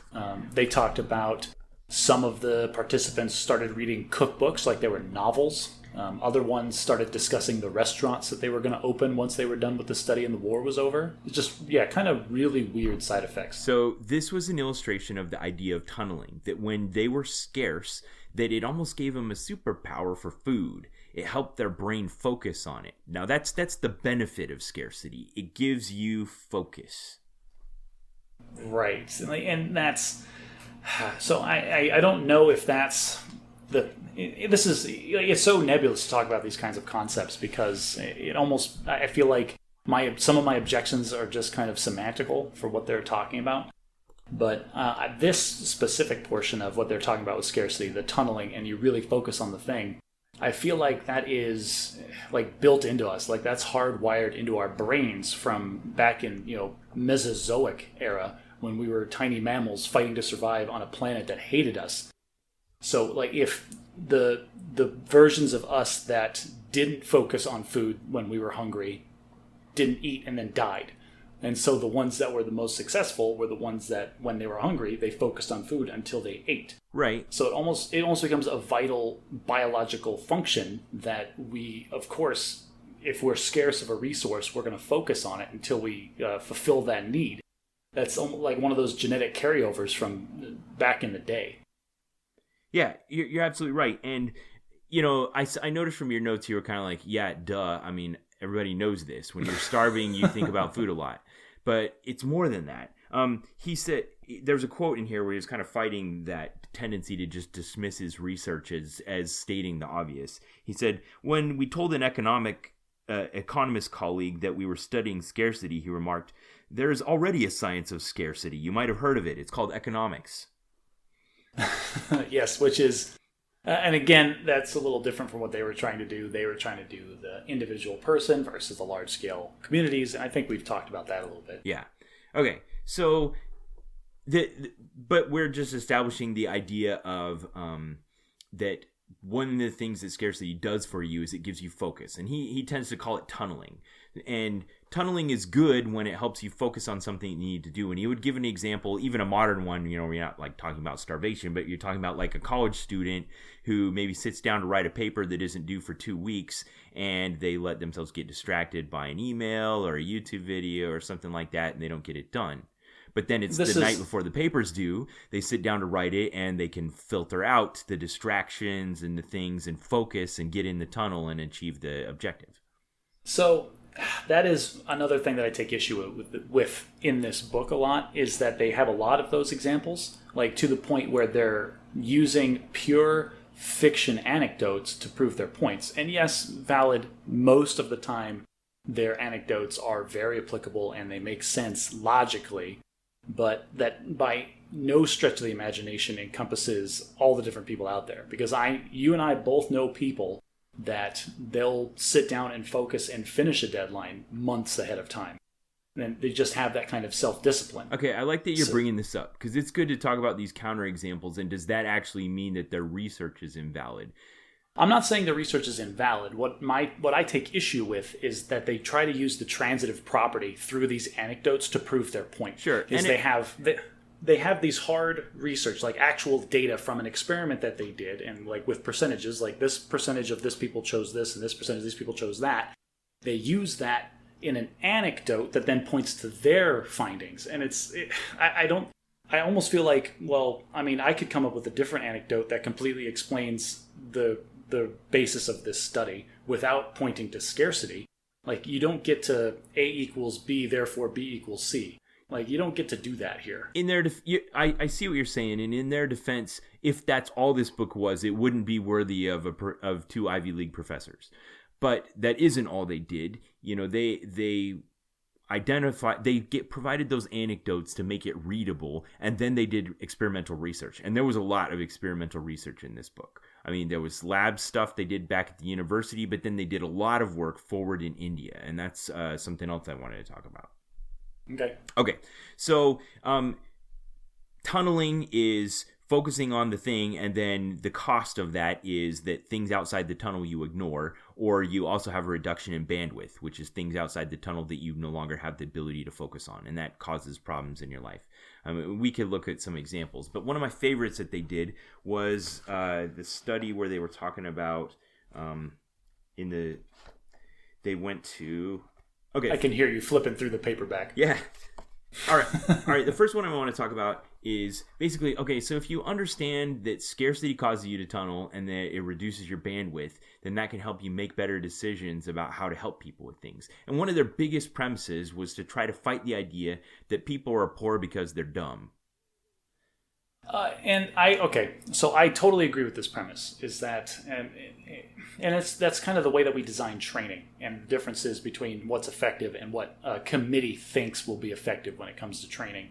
And they do make a lot of excellent points that a lot of people that are really tight financially have problems like attending set regular financial classes because of their irregular work schedules or childcare problems, or it's really hard sometimes for people to adhere to what would be considered a normal regimented thing. And at the same time, like the kind of training that we're trying to offer people, the kind of training that comes down from on high, like, oh, well, this is information that they need. So how do we most efficiently convey this information? It always turns into like a PowerPoint slide deck and a lecture. And that's not going to be effective. Like people, these trainings need to be designed differently. And I do agree with that premise. So one of the ways he was talking about that is that frequently that kind of training falls outside the tunnel. Like if you get a bunch of poor people and you put them in a room and you give them a PowerPoint, they're not going to listen. But it's not because they're not smart enough to understand it, which might be some people's estimation of them, but it's because being poor makes them not able to focus on it. And the only way you can get to them is by putting it in a way that they can focus on it. Well, and there's this there. They oversimplify it a little bit, and I think you and I have a better understanding of how training for mass groups of people can go wrong really quickly because we've been subjected to so much of it in our careers in the Air Force. But one of the examples that they used that I really did like was they were talking about a lot of self-employed merchants. It was either in India or in the Caribbean, like very, very low income, like living on $2 a day kind of thing. And there was a local organization that was trying to help them with their financial situations, and by teaching them, giving them basic financial education on this is how you run a business, this is how you keep track of your money, this is how you do your profit and losses, and that kind of stuff. And like when they analyzed the kind of training that they were trying to give to these tiny small business owners that were just living day to day, hand to mouth, it was like 40 hours of computer-based training. Right, they were like teaching them how to do like advanced bookkeeping. Yeah, exactly. And then they talked about, but then they redesigned the course and they switched it to like the tips and tricks that the most successful, like tiny business owners used. It was a lot more relevant and pertinent. And again, that just goes back to, well, yeah, duh. You can't you can't take guys making $2 a day and expect them to understand the value of having clean books for a financial institution versus how to best like keep your money separate. You know what I mean? Right. And some of it was more than that. Like he gave the example of corn farmers in Africa that showed that utilizing fertilizer would increase their yield by 75%. And yet the fact that they could only afford the fertilizer like right after the harvest, but they didn't need it until right before they planted, made it so that the people didn't do it as much as it would make sense to do it. And it's not because they're dumb. It's because of the scarcity of being poor. Well, it's because of the fact that as farmers, they would see a big surge in income right at harvest time, and then the time when they needed to do the fertilizing was well past that time when they weren't so flush with cash. And so, like, their whole life, they were just taking care of the crocodile closest to the canoe, Ben. Yes. Ha ha. So... Oh, it finally happened. One of the things that they said was this study that they did in Chennai, India. And I love this. When I read this the first time, I was so fascinated by the idea that they decided to do an experimental study. And it was so cheap and yet so interesting. All right, I'll read a bit of it. It says... basically, they picked out a bunch of street vendors, a whole bunch of them, and the basic life of a street vendor in like overpopulated India is that they'll wake up at like the butt crack of dawn, go to some like loan shark, borrow $2 worth of merchandise at 50%, like a huge interest rate, go spend their entire day selling it, get by just barely enough to live, and then give half of that back to the street vendor to pay interest on their day's work. And so what they decided to do was they thought, how much would it change these people's lives if instead of borrowing that $2 a day they needed to buy their merchandise and pay half of their profits back in interest, if we just gave them the $2, then all of their profits they made that day they would have as income. And right. And I also enjoyed this study because it pointed to what I think is more insightful. One of their discoveries, but go ahead. So they basically picked a control group where they just monitored what they did and didn't do anything different. And then they picked another group and said, here's the money so you can buy your goods for the day that you're going to sell at the market. And amongst the, 2,500 people that they looked at, 65% of them borrowed this money every day. And of the experimental group that they gave this to, by the end of the experiment, most of them had already gone back into borrowing every day, like they'd consumed it. So this goes into another vocabulary term we hadn't introduced yet that they talk about, and that is slack. Yeah, slack and shocks. And shocks. Yes, which makes a lot of sense. So the slack is kind of your savings or your disposable income. If we're talking about financially versus if we're talking about food, I guess your slack would be the food in your pantry. It's the ability to absorb unexpected expenses that crop up in your life. So, and that's another study they do in America where they said something, and I've heard this study before. It's something like more than half the population wouldn't be able to afford a $2,000 bill if it hit them out of nowhere. Right. It's because they don't have any slack. They don't have any savings. They're not planning for that. They're living too close to the edge. And the shocks are the things that pop up that you're not expecting, like the unexpected bill. Like for a farmer, I guess it would be a flash flood or bad weather that wipes out a harvest or a crop or something. Yeah. And so I realized this because there was something in my life that I'd kind of worried about that I felt like I was wrong about, and I realized that I was actually doing it on purpose, and this gave me the terminology to describe it. So when I was growing up, there were times in my life where we were well below the poverty line, and it affected me. And so as I got through the period of my life where we were a young family, just out of college and student loans and kind of scraping by and stuff, I was very much, like he said, in the tunnel. If you stop a poor person and they're coming out of the grocery store and you ask them how much they paid for something, they know how much they paid for everything. But right now, if you stop me when I'm coming out of the grocery store and ask me how much I paid for the stuff, I might not be able to tell you. So I found that part of it interesting too, because they said far and away anybody that has decent income or good income, they would ask these questions like how much did you pay for any particular item in their cart as they're coming out of the grocery store, and the vast majority weren't able to say anything about it. Can you? And actually, for a lot of the things that go into my grocery cart, yes, I can. I think part of that is just I have a good memory, and the second thing is I do most of the grocery shopping for our family. And it was probably a couple of years ago I started paying attention because I noticed that on the price tags in the grocery store, they have the little per ounce numbers. Yes, I pay attention and to those. Oh yeah, I got super into, well, hang on a second. Let's look at the economy of bulk here. Yeah. Because recently, one of my favorite examples, and my family is going to kill me for saying this on the podcast because I've probably said this to them 100 times in the last 2 months. My family goes through a lot of eggs now because we eat fried eggs in the morning for breakfast. We're doing, I think, 8 eggs a day between the 4 of us. And so I switched from buying a dozen eggs, 2 dozen eggs in 2 separate cartons at a time, to buying 1 carton of 5 dozen eggs at a time.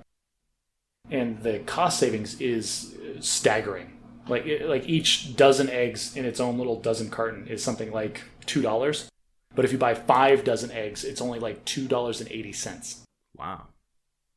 Yeah, so you get more than twice of the volume. What's the per egg cost? Yeah, exactly. The per egg cost is way cheaper if you buy 5 dozen. But I always get weird looks coming out of the normal grocery store with, like a little thing of like coffee, ground up coffee, and then like a couple of the frozen meals that I eat for lunch, and then 5 dozen eggs. Here's what I didn't realize that this gave me the ability to understand. I didn't realize that I was purchasing a luxury by not having to do this. Now, I do pay attention to things like unit costs and stuff like that, but I don't like buy generic brand or clip coupons or anything like that, because what I'm doing is I'm utilizing the slack that I have, where I have a comfortable enough income that I don't have to pay attention to what the cost of those things is, and then I don't have to devote any of my bandwidth to that. Right, and that's a deliberate trade-off that you're making, because when you don't have the money, you have time, or you don't really have time, I guess. But you're trading the money that you would have spent not caring about the specific prices or the brands that you're purchasing, and you're trading it for the time it takes to analyze and find the best deal. Not just the time, but like the consumption of your mental resources and your emotions. And he kind of gives a few vignettes about how poor people that are just so focused on having to do this stuff all the time, then it makes them make bad decisions in other parts of their life because their bandwidth is reduced. Yeah, that's part of the thing that I don't really like. Again, they go anecdotally. A lot of anecdotes about possible bad parenting scenarios. I've seen this so much in my life, though. I know. I have too, but at the same time, like you're not allowed to just equate the two. You're right. Just because you're focused and you're tunnel visioned on something else, that doesn't make you a bad parent. In the intro, though, they're like, we understand, that we're taking this anecdotic style. They don't name him on purpose, but people like, Michael Levitt and Michael, the other Michael that wrote Freakonomics, and Malcolm Gladwell and authors like that have kind of popularized this engaging story-based style for understanding economics, have kind of made it less scientific of a discipline, but also a lot more engaging. And I get that. I just don't. Yeah, I just don't respond well to it, I guess, or I didn't in this specific scenario, just because it's. I don't know. There were so many times I was listening to the book, and I'm just like, dude, you can't equate that. Like you're skipping and you're glossing over way too many variables to try to draw a straight line from here to here. Well, good on you for your scientific discipline, because most of the time I was just on board, and I'm like, yeah, tell me more, professor. Well, actually, I think this speaks more to our personality traits than anything else. Like, your personality is just very receptive and engaging and positive. Like, yes, this all makes sense, and I can equate this to things that I do. And I'm just the naysayer. Like, even in this podcast, whenever you say something, I'm like, no, Ben, I don't think you're right. That's good, though. That makes for an interesting discussion and a thorough exploration of the ideas. So I'm going to tell you a story that happened in my own life, and I want you to tell me which one of the concepts in the book it's an example of. So, oh, wow. I didn't know there was going to be a quiz. Yeah, it's a quiz. So we were in England, and my in-laws came to visit, and my father-in-law is like a huge golfer, and he wanted to make a pilgrimage to St. Andrews in Scotland, which was like 6 hours north. So Okay. we piled all the kids in the van, drove up to Scotland, rented, this beautiful little chalet on an old. It looked like something right out of an episode of that British drama. I can't remember the name of it that just came out as a movie. I know exactly what you're talking about, and now the fact that you can't remember the name means I can't remember the name. I must have too much bandwidth spent on other things. Downton Abbey. It looked like right out of Downton Abbey. It was beautiful. We had a lovely time in Scotland. Anyway, we drove back. I think we stayed up there 1 or 2 nights, and then we drove back to our house in England, 6 hours south, and we were sitting at dinner. I can't remember, my in-laws had already left, but there's a knock at the door. My son goes and answers the door, and he comes back to the dinner table, and he's like, "Dad, the police are at the door." I'm like, "What?" He's like, "Yeah, the police." What? I'm like, I've never talked to the police the whole time I've been in England. I didn't have any reason to. So I went to the door. I'm like, "What can I do for you, officer?" Because I didn't know what to call him. And he was like, "Were you in Scotland yesterday?" I'm like, "Yeah, why?" It's kind of far away, but man, I gotta give these guys props for efficiency. He's like, "Yeah, we need to talk. Why don't you step outside?" I was like, "Okay." So I stepped outside, and he basically told me a story about how we'd pulled over at a highway rest stop, and we'd gotten out, pumped the car full of gas. All the kids had piled out of the car. We went into the gas station. I think we bought some treats. I took some kids to the bathroom. I gathered up some other kids, and we ended up and loaded back up in the car and left without paying for the gas. Ooh, you stole a tank of gas. I was wanted in Scotland.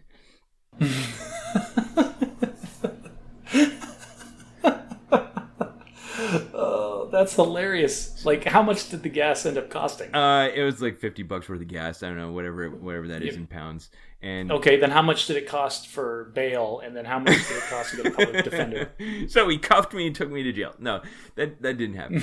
So anyway, so that, man, you know what? You just, all right, I'm sorry. I got to put your story on pause. Like, you just painted the best picture of England like I've ever heard of, because like crime in England is so low that the cops have time to track down a guy who stole a tank of gas within 24 hours of the event. Yeah, I was astonished at how efficient like, they were. Aren't there any like murders you guys should be investigating? Apparently not. So they got time, and when I came to the door, I think his blood pressure went down immensely. He knew he was in a nice neighborhood, and it wasn't on purpose. And he said he talked to the staff at the gas station. They seen the video, and he was like, "It was obvious you and your wife were both so busy with the kids that you both thought the other one was paying for the gas, and neither of you did." And in England, they don't have pay at the pump, so this is a great example of the concept in this book, where my bandwidth was just, I was in the tunnel and I missed something that was outside the tunnel, and just missed it. Like, I didn't even know I'd missed it. I wasn't intending to steal a tank of gas. Anyway, I contacted the gas station and paid for the gas, and everything was fine. There was no charges pressed or anything. At least I don't think so. Maybe if I ever try to get a visa to go back to England and I find out there's a warrant for my arrest. Well, apparently you're public enemy number 4 or something in Scotland. It's serious. Don't steal a tank of gas. They will find you. Oh, man. So I have to tell you, my favorite part of that last little bit that we were just talking about is the idea that there's going to be some listeners somewhere screaming at their headset, "Downton Abbey. It's Downton Abbey, you fools. It's Downton Abbey."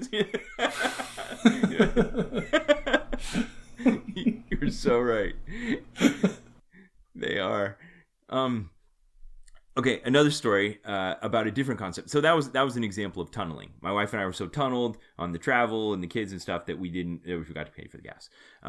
And that's an example of the kind of things that happen with the poor. You don't have any slack. You're focused on meeting everything, and you like bounce a check or something, and then you get a bounce check fee, which is humongous, and then you're late on your payment, and then you get an overage fee and stuff like that, and you get caught in what they call in the book the scarcity trap, where you just this death spiral that just goes down and down. Yeah, and I know they gave some anecdotal evidence, but they also gave some research evidence. I don't think there's any disagreement that there is a scarcity trap that exists. All right, and one of the things that I did want to bring up while we're talking about the tunnel vision and the scarcity trap and how it causes big problems is this is actually not new information to the Air Force. So I spent a chunk of my career as a pilot, and I had to go through pilot training, and they talked a lot about not getting tunnel vision and actively monitoring yourself and your crew for tunnel vision problems. And one of the best examples they gave that was like frankly startling, was that 25% of all the major incidents that have happened, like all the major crashes, anything that led to loss of life or more than $2 million in damaged property or airplanes or whatever, 25% of them from 1993 to 2002 were caused by this phenomenon called CFIT, CFIT, which is controlled flight into terrain. The plane didn't crash. The plane was completely under control. There was no problems mechanically or anything with the airplane. The pilot calmly and collectedly flew it into the ground or into a mountain or something. 25%? 25% of all the worst accidents in the Air Force for a decade were caused by tunnel vision, by some uncommon thing happening, and then the entire crew focusing on it, and to the exclusion of everything else until they were all killed. Yes, and they talked about an example of this in the book. They talked about wheels up crashes in the World War II era, where basically the pilot would land on the ground and then try to retract the flaps, but instead of retracting the flaps, he'd retract the landing gear. And that's a thing that the Air Force is aware of. That's called human factors. At the Air Force Academy, they had an entire major, like you could study just that and get a degree in human factors of operational research. Sure, and that's controlled flight into terrain, but after you're already on the ground, so less damage. That's like, stop thinking about getting to the O Club and drinking your first beer and make sure your fingers are on the right switch. Well, and I love the way you illustrated that just now, because that's kind of a callous way, and that shows very much the Air Force mindset. Like, oh, if you weren't so distracted about thinking about something you shouldn't be, you would have done your job properly. But I don't think most of the time when people make these kinds of mistakes, they're not.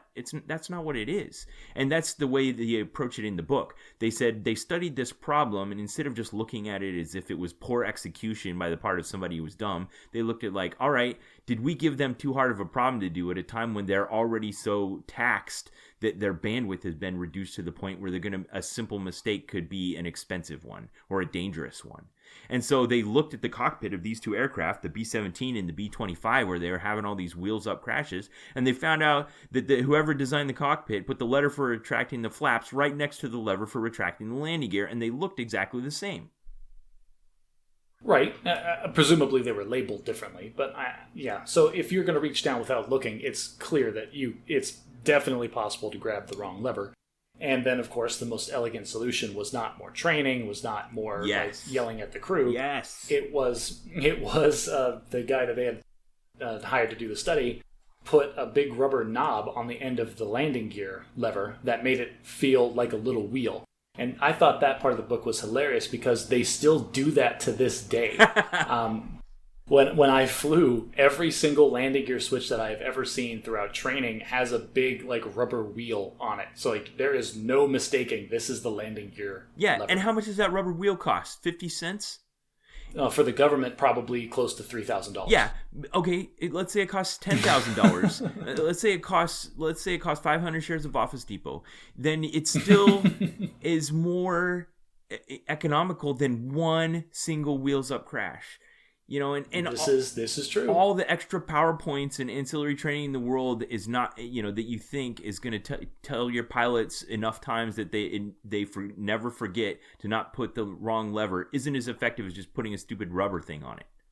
Which goes back to the discussion we were having before, where there are certain situations that you need to look at from a different perspective. Instead of maybe blaming the victim of these circumstances and trying to shove a square peg into a round hole, maybe you should look back at how you're administering this training or trying to convey this information and do it in a way that is more easily received and maybe more pertinent to the person in the scenario in the first place. Exactly. Sometimes the systems create perverse incentives. Like they gave the example of when, I don't remember, it was like early 19th century, they started to find a bunch of dinosaur bones in China.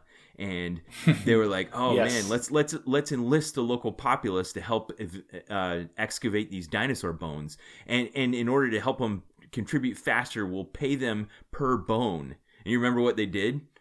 Yes, and it's the perfectly logical thing that of course you would do. If you, dear listener, were given this opportunity where if you found a thing and you turned in the thing, you would get money for that thing, what would you do?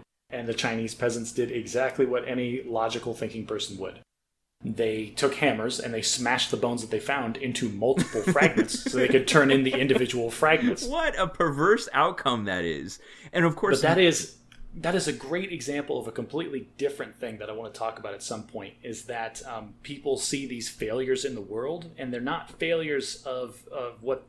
The failure is not the situation. The failure is in the mechanics and the rules that you defined for that situation. Right. That system was set up to get Chinese peasants to smash dinosaur bones into little pieces. Exactly. And that's one thing about this book. They talked a lot about the poor and how we do a bad job at administering help and training to the poor, but not at any one time did they talk about like the weird government incentive program that kind of locks people into that cycle. They kind of did a little. They talked about like limits for how long you can remain on government welfare and stuff like that. They touched on it, but that's a much deeper concept that has long-reaching ramifications. And I felt like they were going to dive into a big discussion about it, but it's clear they didn't want to get that political about it. So, I mean, I don't know. Maybe I feel like they missed an opportunity because I was just hoping they would talk about something a little more interesting to me. Yeah, but you could tell that they were both very motivated by the cause of providing a different way of thinking about poverty and ways to approach public policy that can have effective outcomes on helping people who are trapped in the scarcity cycle. And you say that statement in a vacuum and everybody will agree with you. And then you start talking specifics and everybody starts yelling at each other. Well, I like in the end when they start to get into solutions. So like, okay, so we've given you all these ideas about tunneling and bandwidth and the scarcity trap and the focus dividend and tunnel vision, all those kinds of things. Now that you understand all of this, how can we use this to do things? So part 3 of the book was like the solutions and ideas that you could use. And this is where I found like it wasn't developed, but it was more challenging us to come up with those things than it was. Like, okay, we've given you a new way of thinking. Now you come up with ways to utilize it. And they gave some good examples. Like, for instance, they talked about how trying to do things like dieting that require you to make a good decision over and over and over again are very taxing on your bandwidth. But if there's a way for you to make a good decision relating to that a one-time decision can have repeated impact, then when you're a moment of high bandwidth and you feel motivated to make the decision, then do it. Like they gave the example of programs that were designed to encourage people to save, where if you gave them the option to opt into the program, only 45% of people would opt into the program to save more. But if you gave them the opt-out option, 80% of people would. And that's right, that's a good example. People are inherently, you're using your laziness to your own benefit there. Yeah, right. Like buying a gym membership, although that's not going to make you use it. I was going to bring that up as the perfect counterexample because gym memberships would fail if they didn't rely on the fact that people will make decisions in isolation. At one point, it's like, I'm going to get in shape and I'm going to go to the gym. And they make the dedication and you have to sign up for a certain amount of time and there's money down and you do all of that. And then after that, it doesn't matter if you go or not. You've already paid and the gym gets to continue operating. Like, I feel like every gym I've ever been to, if like even 30% of the members all showed up at the same time, the place would be packed wall to wall. Yeah. All right. So when I'm listening to this, I think, I'm not going to have too many options in the near future to solve world poverty, but I can use these ideas in my own life. And this is the part that fascinates me. Like back in 2004, when I was deciding to get into the Air Force, I had a problem I was having in my own life. I was teaching 6th, 7th, and 8th grade computers, and every day I would go in the morning with like a full tank, having recharged from eating and sleeping and spending some time with my family. And then during the course of the day, a bunch of rambunctious teenagers would consume my patience that was a finite resource, and I would get home and I wouldn't have any patience left for my children. As much as I loved them, as much as I wished that I could, I had consumed all of that finite resource. I had no bandwidth left to be a good parent to my children. And I thought, I got to find another line of work because being a school teacher makes me a bad father. I'm trying to imagine what Ben Rich imagines being a bad father is, and the only thing I can come up with is like, oh man, I said crap in front of my kids. So I know you didn't like the imaginary vignettes, but they gave a great example where they talked about a busy executive who like thought he was too busy to go to his daughter's baseball game. Do you remember this one? I do remember that vignette. I remember like despising it when they were talking about it. Well, I'm going to repeat it anyway. Okay. So he gives the example of this busy executive who's like, I got a project I'm working on work. I'm too busy to go to my daughter's softball game. but I'm going to go anyway. And he does go anyway, but because he's distracted and thinking about work and stuff, he isn't really there. And when she asks him for some help, he gets impatient with her and snaps at her, and it kind of ruins the evening. And that's what it was like. Because good dad Ben goes to his kid's baseball game, is engaged in the game, smiles at the kids, laughs, and they have a fun time and make a good memory.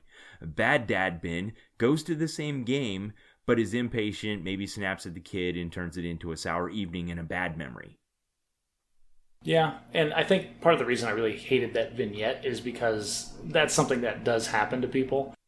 And you want to be better than that, you know what I mean? Like you want to feel like, at least I want to feel like that I have more control over myself than that. But I know I've done it, so it just irritates me to have it thrown back in my face, I guess. Okay, that's a good reason to be sour at anecdote, hitting a little too close to home. So it's like, oh, stupid book calling me a bad parent, even though I am. Screw you, book. So I don't know if you saw on my notes page, but I put in there a pie chart that I made back in 2011.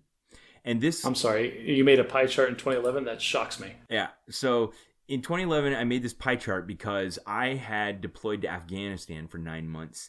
And while I was over there, I was able to accomplish some personal goals that I hadn't been able to in the previous 3 years that I've been trying to do. I had some studying I needed to do. I got a major industry technical certification. I lost 20 pounds. I improved my fitness test scores significantly, and I was just really effective at work. And so I was trying to figure out, these are all things I wanted to do. What's so different about my life at home versus my life in the war zone? Why I can accomplish these personal things that I wanted to do at home, and I couldn't do them at home, but I can in the war zone. Can I go ahead before we dig into the pie charts? Can I postulate what I think is the answer? Because I deployed as well and experienced the same phenomenon. Okay. Right. The idea is that when you're deployed, there's a lot of overhead in your life that goes away that you didn't realize was overhead.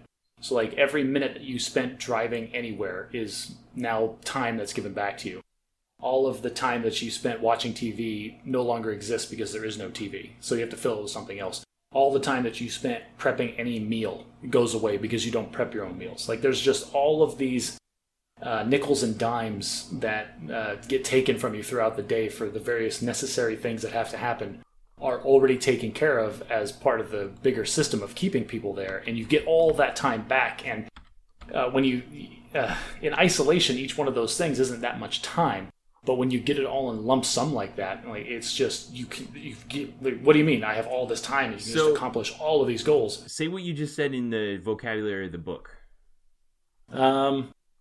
So like you're experiencing time scarcity when you're home, and then you are given when you go down range to deploy, you are given a ton of time slack. And so that slack allows you to then get out of the tunnel, which then gives you more of your cognitive bandwidth that you need in order to focus on larger, broader goals, and then you improve yourself as a person. Okay. Yeah. So no, that was pretty good for spur of the not moment. Bad. Professor Sendel, if you're listening, Josh is happy to come to Harvard. So that was a very high school teacher moment. Don't ever do that to me again. I could only hope. Did you look at my pie chart yet? I am looking at your pie chart now. Yes. Because what? So let me describe it for the listeners. Go ahead. Ben I'll put it in the show notes.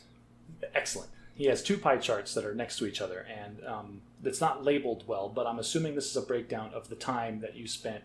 Is it waking time only? No, it's all there's time. Sleep. You're right. You have sleep on there too, which is interesting. And he's broken it out by percentage that he's spent in some major categories of how you would spend your time. Like there's sleep, there's work. The next biggest one is like entertainment for when you're home. And then family is a big one here. Oh, family is bigger than entertainment by 1%. Sorry. I'm sorry I got those mixed up. There's fitness and walking and a bunch of other things. So it's this color-coded pie chart breaking down Ben's life. Yes. So what I was basically trying to figure out is, and what I didn't know because I hadn't read this book yet, is why do I feel like I have so much more bandwidth when I'm deployed, even though I'm spending so much more time working? It looks like because you got significantly more sleep. Right? Okay, so when I'm deployed, I get more sleep. That's one. And that can't be discounted, and they talk about that in the book. Yep. I also spent more time doing fitness, more time writing. less. It's the same amount of time eating. That was the only thing I spent the same amount of time doing. But I got more sleep. I did more work. But then you notice the family piece of the pie is gone, and the chores piece of the pie goes down from 8% to 1%. So I'm not cleaning up after people. I'm not fixing things. I'm not taking care of stuff. And all that time I converted into like productive time, probably because I was getting enough sleep. Dude, what's really interesting about this is the difference between the sleep from when you were deployed versus when you were at home is equal to the amount of chores that you do at home. Is that just a 1-for-1 swap? Yes, just like, oh well, we don't have time for chores, so I guess I'm just not going to sleep now. Yeah, I created this meme of Wesley from Princess Bride saying, "Life is chores, Highness," because that's what it feels like sometimes as a parent. Yeah. Yeah, that's my son always asks me, he's like, hey, can we go do something and play? And I always have to like put something down and be like, do you see what I'm doing right now? Yes. What am I doing? Yeah. Oh, you're doing the dishes, you're doing the laundry, you're cleaning something. I'm like, yeah, I am fighting the constant entropy that you have introduced into my life. So we will play together and I will hang out with you, but just not right this second. Yeah. So I think I can kind of wrap it up as far as the scarcity discussion with why this appeals to me so much. You know, this idea that understanding how something that feels isolated, as in being, you know, trying to diet or trying to write something or finish a project or get something done, all relate to this common mindset. And if you understand the mindset, you can kind of try to shortcut it if you need to. You know, and there, you've had false attempts at this in your life, I'm sure. Have you ever tried to, like, if you find you're late all the time, you can just fix it by setting your clock ahead? But that doesn't work because you know you set your clock ahead. You know, the same as if you find you're really effective at writing a paper the night before it's due, but you can't be that same degree of effective 2 weeks early, even if you pretend it's due the next day. Some things you can't synthesize, but some you can. And by understanding that, you can try to attack the problem. I don't fully know the answer to it. I don't know how to lose that weight I need to lose. I don't know how to get to the gym more. I don't have the solutions to all these problems. But I feel like studying this helps me better figure out how to attack it. Well, and that's, I think the fundamental thing that we're talking about is in the tunnel, or if you're out of the tunnel, how to focus on the things that you want to do.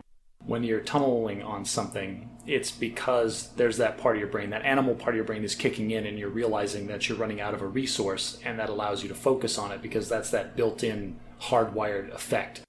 When you're not in the tunnel and you have an abundance of the resource, but you still want to be able to focus and get the benefits of it, it becomes a purely cognitive exercise. It has to be, they called it executive control. That is you telling yourself and willing it and making it happen to actually sit down and focus and do the paper. Which, I mean, that's a scarce resource in of itself. The willpower to sit and focus and do the things that you want to do. Did you have any things like that you were kind of thinking as you were reading this? Oh, absolutely. Like, I would have failed out of a normal civilian college. If I hadn't gone to the Air Force Academy and had every second of my life completely structured from an outside authority figure that I recognized, I'd have failed out in no time. I'd have gotten super lazy, skipped classes, relied too hard on my memory, and just started failing. Wow. You know, that's something you and I had in common. I mean, that's part of the reason I went into the military. It wasn't just to get out of teaching because it was making me a bad father. It was also because I desired to have kind of a line of work and a way of life that had a bit more structure so that I could have that, what you just described. Well, I'm going to put, you mind if I put my notes of the book on here real quick? Yeah. Like you summed it up, how it meant to you. I'm going to let it, what it meant to me. Go ahead. So, I think you can kind of tell my impressions of the book are mixed. There are a lot of the topics they talk about that I agree with. There are some that I take issue with, and not necessarily what they're saying, but how they're trying to draw their conclusions. It was worth reading, if for no other reason than it makes me think about this in a little different way than I had previously.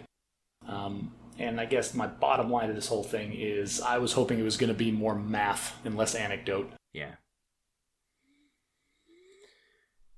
And that's all I have to say about that. Well done. Okay, so kind of wrap things up. There's a couple of housekeeping things I want to do. First of all, I'm starting to set up a social media presence, and I've got a Facebook page. So if you go to the Bad at Magic podcast Facebook page, I'll put a link to it in the show notes. And if you want to just navigate to it on Facebook, give us a like. We'd appreciate it. And if you heard us talking about something in the show and you're interested and you want to engage on a discussion with it with other people, because I found that as I talk to people that listen to the podcast, they're like, I want to talk about something you guys talked about. Great. This will give you a place you can do it and engage with other people who maybe would love to hear your ideas. I certainly would. So go check out our Facebook page. And also my sister Jonica, I want to thank for making our awesome new logo for the podcast. Our logo is very awesome, and I do thank her for me the next time that you see her. Yes. And can I point out the inside joke with the logo? Sure, go ahead. Awesome. Like any good podcast, our logo is an inside joke because the color scheme is based off of the Nike Air Max 1995 neon green edition that Ben has owned dozens of pairs of. Yes, it's awesome. I love the logo. Thank you, Jonica. Okay. I think for next time, I didn't have any big ones, although I know you've got some events coming up. But I think maybe next time we can have a discussion about the player psychographics and get into those a little bit more detail. I don't. Oh, okay. Other than that, I don't see any big homework for next time, unless you see something coming up you're interested in talking about. Not really. I think all of our conversations are interesting, if for no other reason than we have a very loose, generic outline of topics we want to discuss, and then invariably it'll go spinning off about how you're some kind of oil thief in Scotland. I can't go back there. Never again.